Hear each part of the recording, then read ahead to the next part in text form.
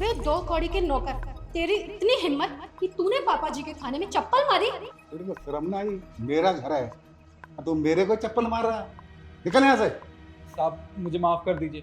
मुझे पता है आपको बहुत बुरा लगा होगा जब आप खाना खा रहे थे और मैंने आपको चप्पल मार दिया, पर साहब मेरी मजबूरी थी इसलिए मैंने ये सब किया। अबे अपनी गलती को मजबूरी का नाम मत दे, और तेरी गलती ना कोई छोटी मोटी नहीं है जो माफ की जाए। अरे तूने एक अन्न पे चप्पल मार के फेंके, तुझे शर्म आनी चाहिए।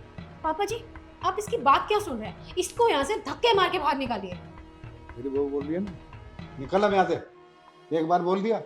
साहब एक बार मेरी बात सुनिए।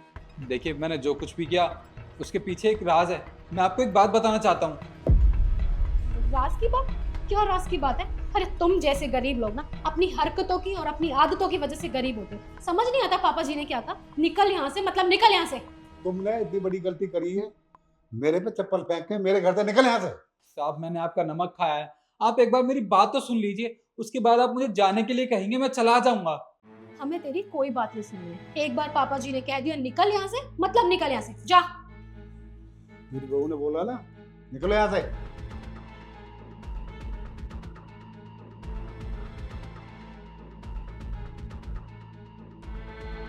पापा जी कि दो कौड़ी का नौकर तो है ही ऐसा, इसने तो समझ नहीं आता ये किया क्या है। लेकिन आप आराम से बैठिए, मैं आपके लिए दूसरा खाना लाती हूँ।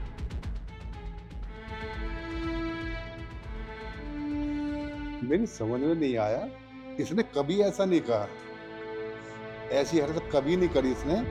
क्या राज की बात बताना चाहता था? समझ में नहीं आया मेरे। कुछ ना कुछ बात तो है। पता नहीं नौकर बीच में कहां से आ गया।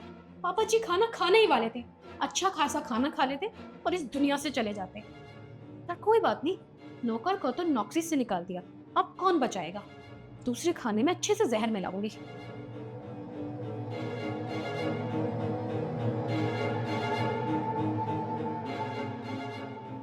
पापा जी ये लीजिए। अरे ईशु, तुम्हें कैसे पता कि मुझे बहुत जोर से भूख लगी है? तुम मेरे लिए खाना भी डाल के ले आई। लाओ मुझे दो। नहीं नहीं तरन, ये खाना तुम्हारे लिए नहीं है, ये तो पापा जी के लिए। मैं तुम्हारे लिए और ले आऊंगी। अरे पापा के लिए दूसरी प्लेट लगा दो ना, तुम मुझे दे दो ये खाना। पापा जी को दवाइयाँ देनी होती हैं, तो उसके हिसाब से उन्हें पहले खाना खाना चाहिए। मैं तुम्हारे लिए लगाती हूँ। अरे तुम मुझे दो खाना, मैं खाऊंगा, मुझे भूख लगी है। पापा के लिए ले आओ ना तुम। तुम समझने की कोशिश करो ना। पापा जी को टाइम से खाना खाना बहुत जरूरी है। तुम्हारे लिए मैं 2 मिनट में लगा के लेकर आ रही हूँ, पर तुम बस ये मत खाना। तुम 2 मिनट रुक जाओ। पापा मैं खा लूँ ये खाना? खा लो बेटा। देखा, अब तो पापा ने भी बोल दिया, मैं यही खा लेता हूँ। अरे तरुण तुम बात समझने की कोशिश करो। तुम ये खाना नहीं खा सकते, इस खाने में जहर है। बहू, तूने मेरे खाने में जहर मिलाया? हाँ पापा, इसने आपके खाने में जहर मिलाया है। फिर तुम्हें कैसे पता? मुझे कैसे पता? अरे तुमने जिस नौकर को धक्के मार के घर से बाहर निकाला है ना, उसने मुझे बताया। साहब साहब अच्छा हुआ आप सही समय पर आ गए। आपको एक बहुत ज़रूरी बात बतानी है साहब। अरे क्या हुआ है सर, क्या बात बतानी है? साहब जो मालकिन है ना, उन्होंने बड़े साहब के खाने में जहर मिलाया हुआ है साहब।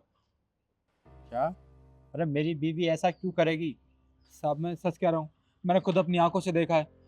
मेम साहब ने बड़े साहब के खाने में जहर मिलाया था, और जब बड़े साहब खाना खाने जा रहे थे तो मैंने चप्पल फेंक के मार दी उनके खाने पे, जिससे बड़े साहब और मेम साहब नाराज़ हो गए। उन दोनों ने मुझे घर से बाहर निकाल दिया। मैंने बड़े साहब को बताने की कोशिश की, पर उन्होंने मेरी बात नहीं सुनी। अब सब कुछ आपके हाथों में है।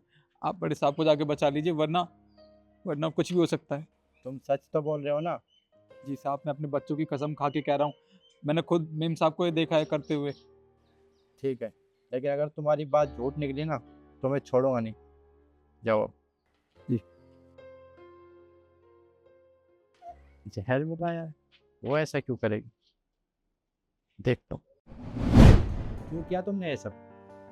हाँ किया मैंने, और क्यों नहीं करती। अरे तुम्हारे बाप को मैं रास्ते से हटाना चाहती थी।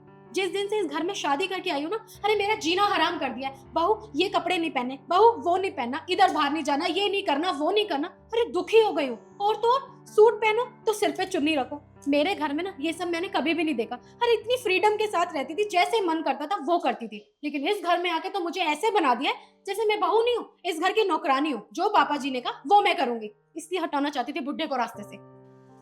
तुमने जो कुछ किया है ना वो बहुत गलत किया है, और तुम्हें खुलकर रहना है ना खुलकर अपनी जिंदगी जीनी है तो एक काम करो, निकलो मेरे घर से।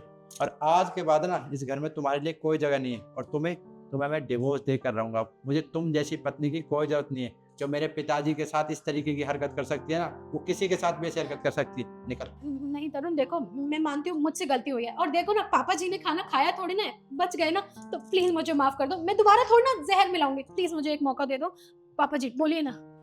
दोबारा मौका दे दूं ताकि तुम दोबारा से ट्राई करो। चुपचाप मेरे घर से निकल जाओ। मैं पुलिस को इसलिए नहीं बुलाना चाहता, मैं नहीं चाहता कि गांव समाज में ये बात फैले कि बहू ने ससुर को मारने की कोशिश की, इसलिए मैं प्यार से कह रहा हूँ, निकलो मेरे घर से, निकलो। बेटा मैंने रामू को नौकरी से निकाल दिया, वो तो मेरे को बचाना चाहता था। कोई बात नहीं पापा, मेरी उससे बात हो गई है, वो कल से नौकरी पे आ जाएगा। लेकिन अगर वो मुझे नहीं मिलता ना आज, तो पता नहीं आज क्या से क्या हो जाता। मैं इस खाने को फेंक कर आता हूँ, आप बैठिए।